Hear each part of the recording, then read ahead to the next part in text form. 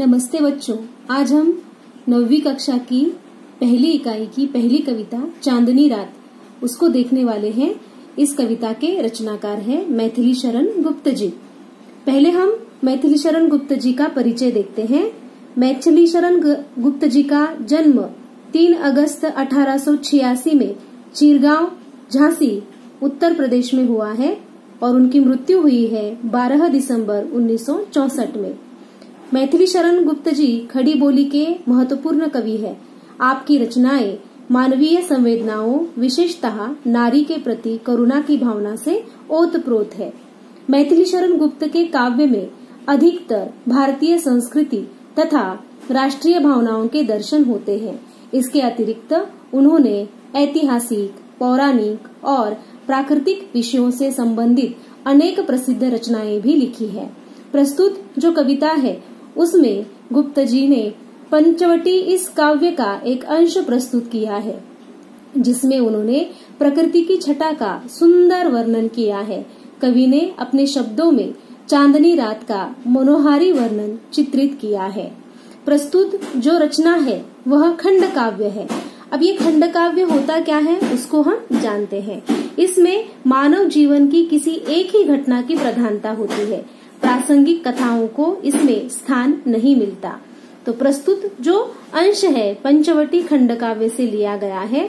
तो देखते हैं ये चांदनी रात कविता।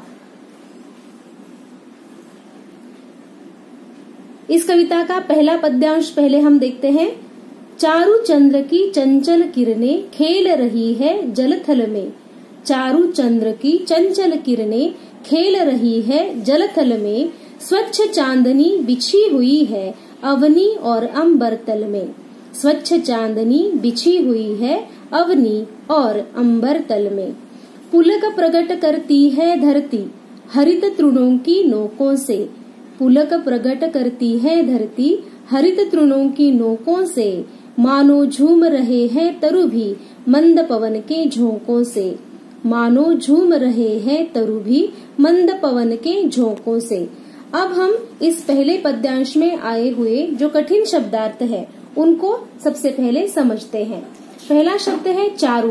चारु का अर्थ होता है सुंदर अर्थात मनोहारी। थल ये जो शब्द है उसका अर्थ है भूमि। अवनी ये जो शब्द है उसका अर्थ है पृथ्वी। अंबर का अर्थ है आकाश। पुलक का अर्थ है रोमांच अर्थात खुशी। हरित का अर्थ है हरी। तृण का अर्थ है घास और मंद का अर्थ है धीमा। अब हम पहले पद्यांश की हर एक पंक्ति का अर्थ विस्तार से समझते हैं। शुरुआत में कवि ने कहा है चारु चंद्र की चंचल किरणें खेल रही है जलथल में। कवि कहते हैं चांदनी रात में आकाश में सुंदर चंद्रमा शोभायमान है अर्थात चंद्रमा की शोभा दिखाई देखते ही बनती है। उसकी चंचल किरणें झिलमिल झिलमिल करती हुई अटखेलियां कर रही है। ऐसा लगता है जैसे जल और जमीन के साथ वो खेल रही हो। जल का अर्थ है पानी और थल का अर्थ है जमीन। स्वच्छ चांदनी बिछी हुई है अवनी और अंबर तल में। इसका अर्थ है चंद्रमा का निर्मल प्रकाश पृथ्वी पर और समूचे नभमंडल में फैला हुआ है और वह उन्हें प्रकाशित कर रहा है। अगली पंक्तियां देखते हैं। पुलक प्रकट करती है धरती हरित तृणों की नोकों से। इस अवसर पर पृथ्वी अत्यंत प्रसन्न है। वह अपनी यह प्रसन्नता पृथ्वी पर उगी हुई हरी हरी घास के नोकों से प्रकट कर रही है। मानो झूम रहे हैं तरु भी मंद पवन के झोंकों से। इसका अर्थ है मंद मंद हवाओं के झोंके पेड़ और पौधों को भी झूम रहे हैं अर्थात पेड़ और पौधों पर से ये मंद मंद हवा के झोंके बह रहे हैं। पेड़ों का हिलना डुलना देखकर कवि को ऐसा लगता है जैसे पेड़ और पौधे भी अपनी खुशियां प्रकट कर रहे हैं। ऐसा लगता है जैसे कि वो खुश है, आनंदित है। तो इस प्रकार ये पहला पद्यांश हमने देखा। अब दूसरा पद्यांश देखते हैं। क्या ही स्वच्छ चांदनी है यह है क्या ही निस्तब्ध निशा। क्या ही स्वच्छ चांदनी है यह है क्या ही निस्तब्ध निशा। है स्वच्छंद सुमंद गंध वह नीरानंद है कौन दिशा, है स्वच्छंद सुमंद गंध वह, नीरानंद है कौन दिशा। बंद नहीं अब भी चलते हैं, नियति नटी के कार्यकलाप, बंद नहीं अब भी चलते हैं, नियति नटी के कार्यकलाप। कितने पर कितने एकांत भाव से, कितने शांत और चुपचाप, पर कितने एकांत भाव से, कितने शांत और चुपचाप। अब इस दूसरे पद्यांश में आए हुए कठिन शब्दों के अर्थ हम समझते हैं।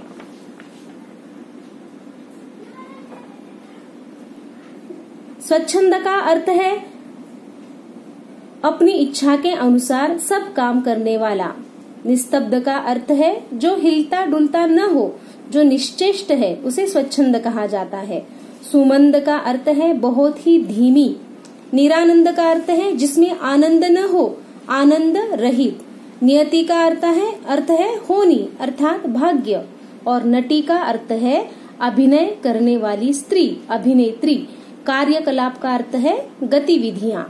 अब इन पंक्तियों का अर्थ भी हम एक एक करके समझते हैं। पहले कवि कहते हैं, क्या ही स्वच्छ चांदनी है यह, है क्या ही निस्तब्ध निशा। कवि चंद्रमा के स्वच्छ प्रकाश में निखरी हुई रात्रि का वर्णन करते हुए कहते हैं, यह चांदनी गजब की निर्मल है और यह रात कितनी शांत है। कहीं किसी और कोई स्वर नहीं है, सब स्तब्ध है, शांत है, निर्मल है स्वच्छंद सुमंद गंध वह, नीरानंद है कौन दिशा।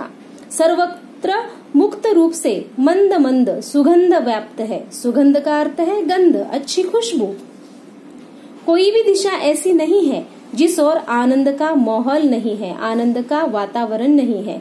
अर्थात सर्वत्र आनंद ही आनंद है, हर एक दिशा प्रफुल्लित है, आनंदित है। बंद नहीं अब भी चलते हैं, नियति नटी के कार्यकलाप। अब इन पंक्तियों का अर्थ हम समझते हैं। कवि कहते हैं कि कोई भी गतिविधि बंद नहीं है, भले ही पूनम की रात है, रात का समय है, लेकिन नियति के कार्यकलाप जो है वह अभी भी चलते हैं। कोई गतिविधि बंद नहीं है, सब कुछ जागृत है। रात्रि रूपी नटी के सारे कार्यकलाप अब भी पहले जैसे चल रहे हैं। आप लोगों ने नटी को देखा है, अभिनेत्री को देखा है, वो अभिनय करती है। बिल्कुल वैसे ही कवि को इस रात्रि को देखकर अभिनेत्री की याद आती है, जो रात्रि रूपी नटी के सारे जो क्रियाएं हैं, कार्य है, वो पहले जैसे ही निरंतरता से चल रहे हैं। पर कितने एकांत भाव से, कितने शांत और चुपचाप। अब इस रात्रि रूपी नटी की विशेषता ये है कि सब कुछ बहुत ही शांत ढंग से और एकांत भाव से चुपचाप चल रहा है। कहीं कोई शोर नहीं है, कहीं कोई हलचल नहीं है, कोलाहल नहीं है।